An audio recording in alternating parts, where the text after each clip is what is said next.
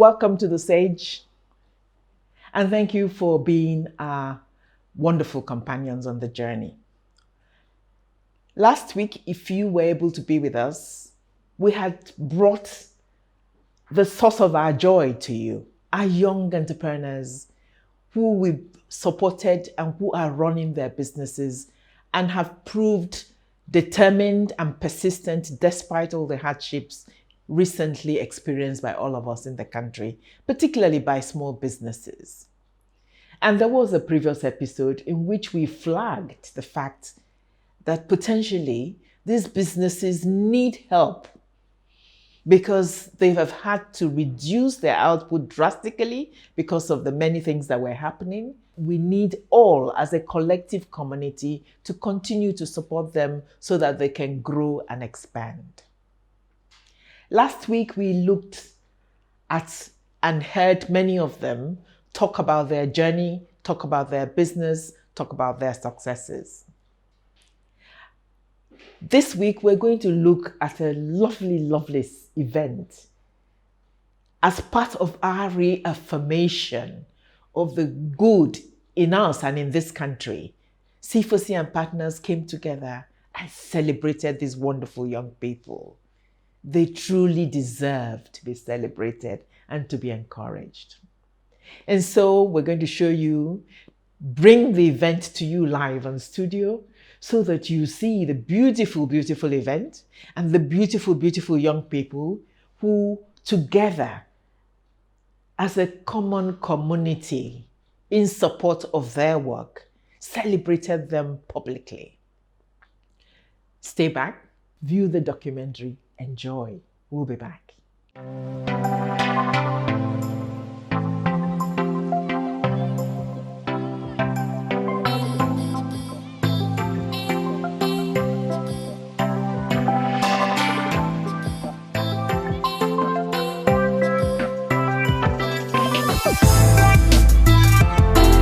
This program, as you all know, is aimed at giving the participants leadership skills, social entrepreneurship, business management abilities through very well organized one-year program, which all of you have attended and can attest to. Today again, what we're celebrating is all the past participants in the room who were able to make it are here to share some of their business, and there's an exhibition around the room showing the kind of products you have been working on, and to share some moments with us, and of course take opportunity to listen to the special lecture we have organized and put in place. The logic on which the program is built. You needed consistent support. We saw it as support probably not less than 1 year, and there are 4 key elements. One is they needed to understand how to manage a business. A successful business is built on that ability, not on just opening shop and beginning to deliver. No, you need to know your HR, your finances, bookkeeping, your clientele, marketing strategies, everything. So they have several workshops spread out over the year that teach all these elements of business, give them the capacity. They are there, testimonies themselves. So later, talk to them, please. So coming out at the end of the program, understanding what it means to manage a business effectively is one. The second is a fact that they are gifted young people with God-given abilities. They needed to recognize that, because particularly in our country, in our environment, we make them forget it. So we carefully select. We train them. We help them find the beauty that lies within them, the confidence that is already theirs, that's waiting to be used. We build them into a network. These fellows you see span 5 years. They remain a family. The young lady who will come and talk to you, I call the senior prefect. She was part of the first set, was indeed the prefect. They chose themselves in that class, but they remain one. Many of them here will testify to how she's tutored and mentored, and so is Eric. Eric, that is the MC, was He was a deputy class prefect. But I'm trying to demonstrate to you the bond that continues to exist. They mutually support each other. That is important for success, for growth. They call upon each other. They give each other markets. They do all these things because you grow. And I usually tell them, if one or two of you succeed and the others fail, we have all failed. And the last thing is they go through what on orientation, on understanding that they're social entrepreneurs. When you've been given, we don't take a penny at any point from them. We give, we give, we give. When you have been given, you owe it to your society, to your family, to your country to give back. It is a duty, because when you give, you receive. And so that is I am confident a lesson all our fellows learn. But within that 1 year, we also intern them. We attach them to organizations that do what they want to do for 3 months. We started by doing 2 months, now we do 3 because we found it so valuable. They then see the operation in business. And the last thing they do is a market survey. Okay, you want to set up your business in this area. Go out and write a short report for us about whether it will really work there. Are there already 10 salons established there? Are there already, they answer these questions. That is what you see and builds them.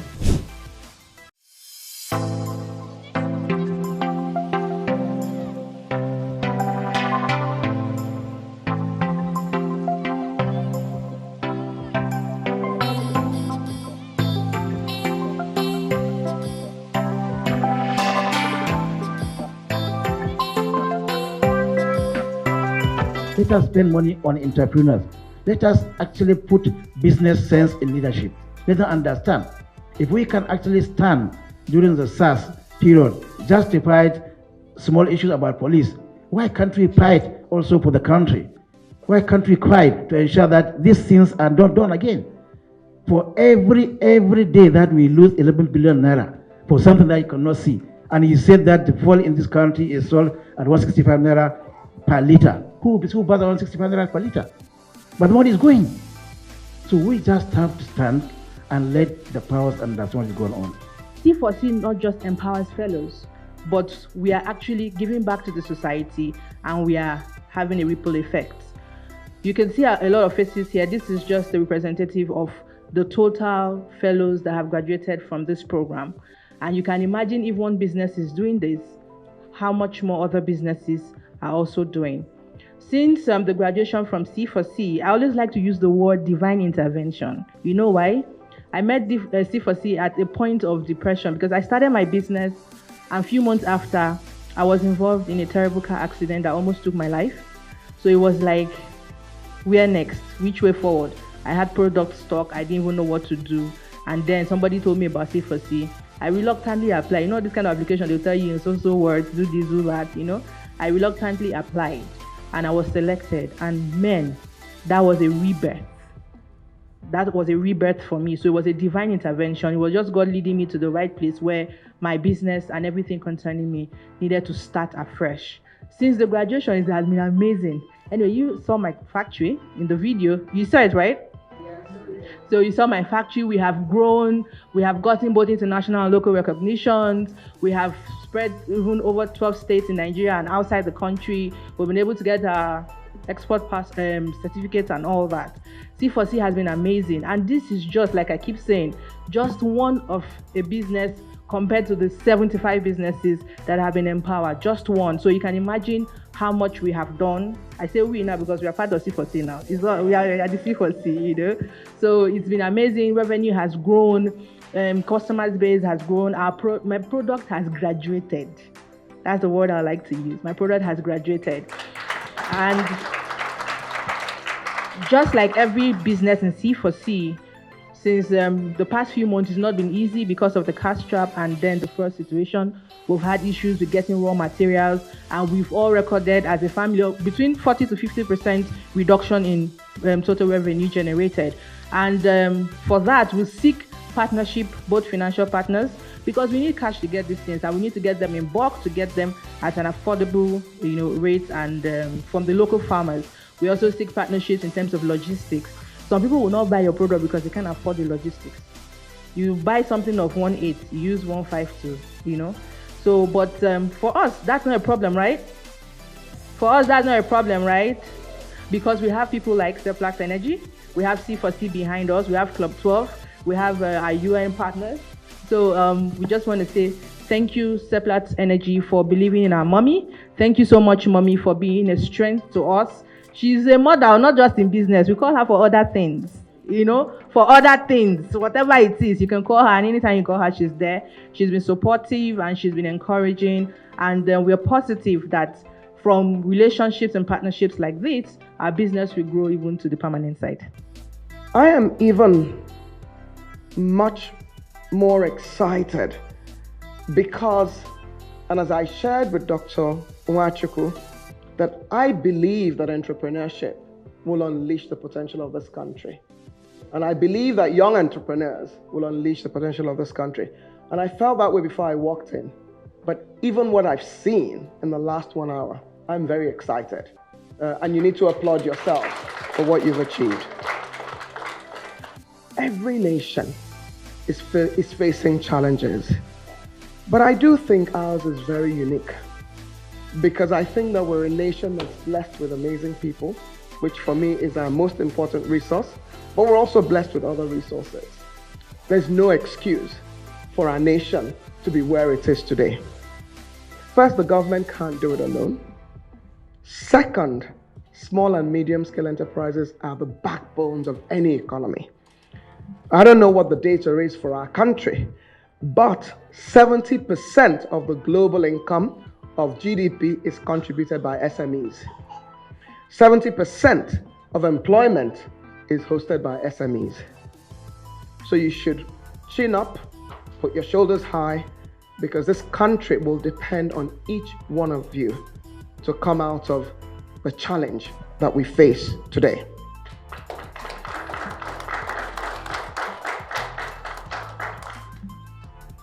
So the journey is exciting. The journey is compelling. The journey sometimes gets easier, sometimes gets harder. But you're entrepreneurs. And you'll remember those qualities I talked about that distinguish entrepreneurs. Tenacity, the patience of execution, courage, problem solvers, turning crisis into opportunity, the focus on innovation. Another one that I think you have to do is to remain agile. And I believe that today you have some of what entrepreneurs didn't have before, which is that technology keeps you agile. Data keeps you agile. Technology allows you to expand your audience across borders, across countries.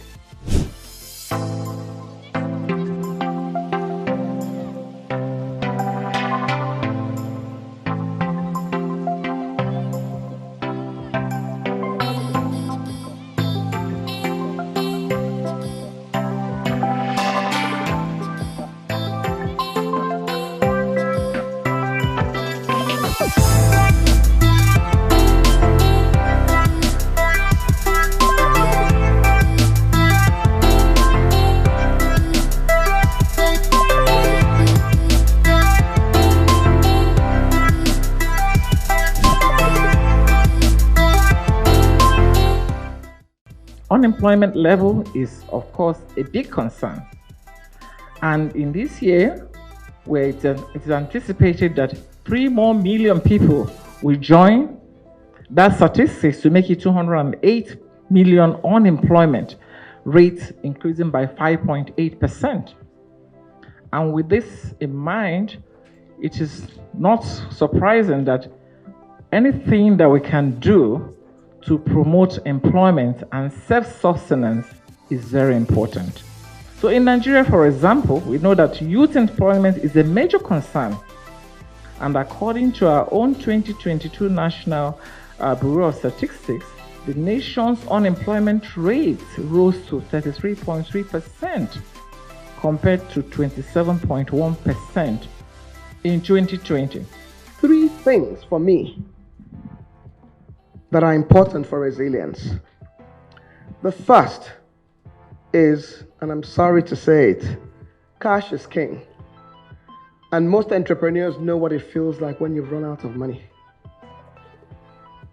So think about cash first when you haven't run out of money. When you've run out of money, it's too late. But if you run out of money, it's too late. You have big bank accounts, Conversations for Change has access to everybody. But I'm saying, think about it early. Because by the time you've run out of cash, you're nervous. You're not focusing on thinking about your business long term, which is another strategy to survive. The second is, I do think that your skills are queen. So cash is king. When I teach this in other places, I actually show the king wearing the crown, the queen wearing business skills. Business skills is queen. Your skills are extremely important. And today, it's much easier to gain skills than in the past, both for yourself and for your team. There's so much you can get online. There's so much that is free online. So even in crisis, don't forget about keeping your skills current. My favorite one is actually the heir to the throne, because it focuses on young people. What will keep your business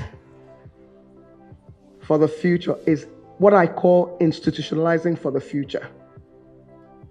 Think about your business as to when it will be listed on the Nigerian Group Exchange.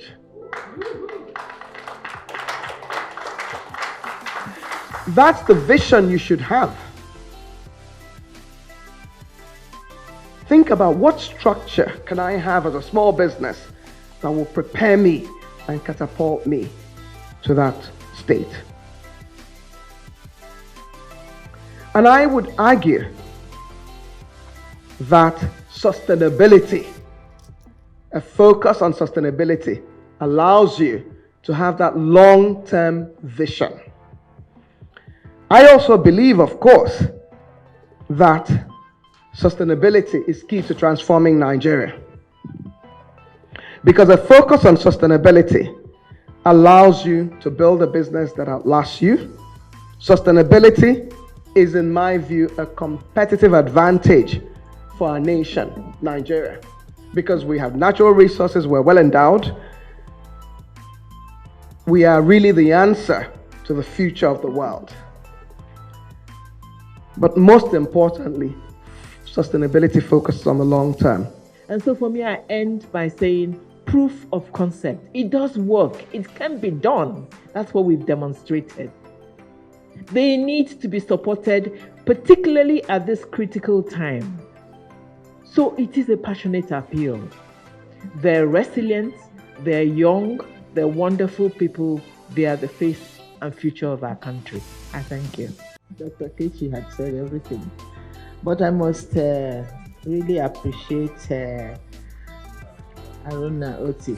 But you see, I've known her. She doesn't know me.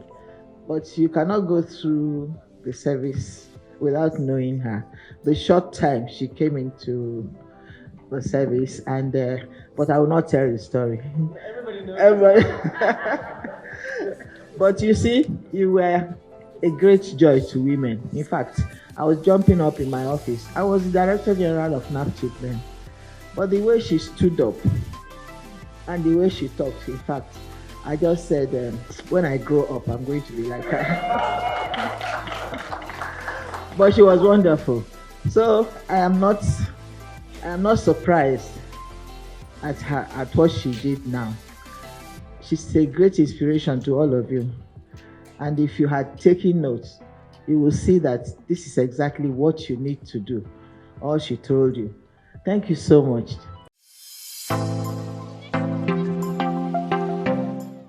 Thank you, because I know you enjoyed that documentary. It was quite an event. It was a beautiful event. Our partners, Seplat, Club 12, members of the board of C4C, and many other well-wishers were there, as you could see. They supported us. They acknowledged the good in these young people. They acknowledged their growth. They acknowledged their hard work. Yes. We had the pleasure, as you can see from the documentary, of having some of our illustrious Nigerians talk to them. Was no less than Aruma Ute herself, a wonderful, strong lady of repute who gave the keynote address and wowed them with her inspirational advice and talk. It was a lovely day and fulfilled for us what we mean by reaffirmation of the good around us, of the good we've been able to make happen, which is the stepping stone, the ground for moving forward. Because no matter what's been happening or even will happen,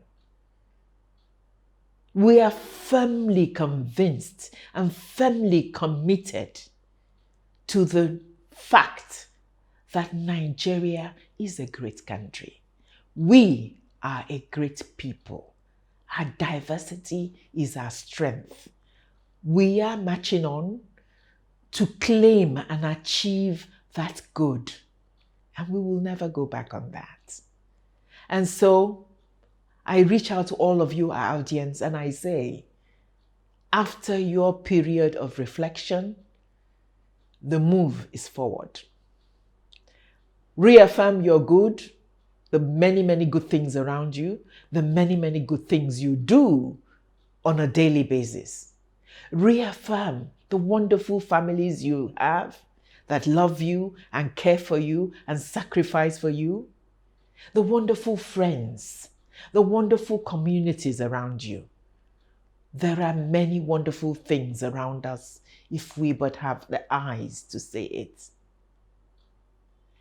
Celebrate them and then plot a way for the future of all of us working together to indeed ensure our wonderful country belongs in the corridors of greatness where she truly belongs. I thank you. See you next week.